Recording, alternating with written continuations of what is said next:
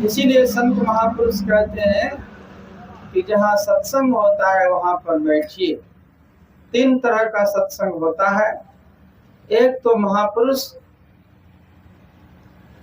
का साक्षात दर्शन हो जाए, और दूसरी बात है परमात्मा का संग हो जाए, और तीसरी बात है कि महापुरुष के वचनों और उनके ग्रंथों का जहाँ पर पाठ हुआ हो, जहाँ पर व्याख्या होती हो, वहां बैठ करके सुनना और उसको समझना, यह भी सत्संग में आता है। क्योंकि चिट्ठी आधी मुलाकात होती है। तो महापुरुष ने जो कुछ लिख करके दिया और परमात्मा के घर की खबर हमें सुनाया, उसका जब हम लोग चिंतन मनन करेंगे तो वह भी सत्संग होता है। इसीलिए गुरु महाराज ने कहा, नित प्रति सत्संग कर ले प्यारा, तेरा कार्य सरे सारा। संसारिक काम भी नहीं बिगड़ेगा और परमार्थ भी बन जाएगा अगर तुम रोज सत्संग करते हो। तो रोज हम लोगों को घर में स्तुति विनती का पाठ करना चाहिए, और गुरु से दीक्षा लेकर के रोज स्नान करके ध्यान करना चाहिए।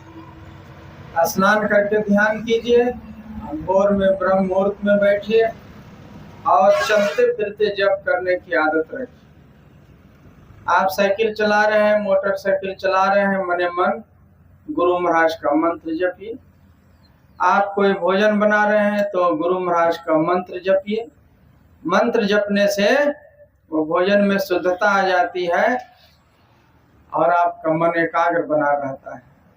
कोई किसान व्यक्ति है तो खेतों में काम करते हुए भी भगवान का नाम ले सकता है। काम भी नहीं छूटता है और भगवान का नाम भी नहीं रुकता। तो इसके लिए, इसमें सफलता प्राप्त करने के लिए सदाचार का पालन करना पड़ता है। जितना झूठ फरेब से दूर रहेंगे, सच के रास्ते पर चलेंगे, उतना गुरु की कृपा हमारे ऊपर में होगी और हम सत्संग को समझ सकेंगे, गुरु की महिमा को समझ सकेंगे और ध्यान की महिमा को समझ सकेंगे। तो यही सब बातों को समझाने के लिए जगह जगह पर संत मत के सत्संग का आयोजन होता है।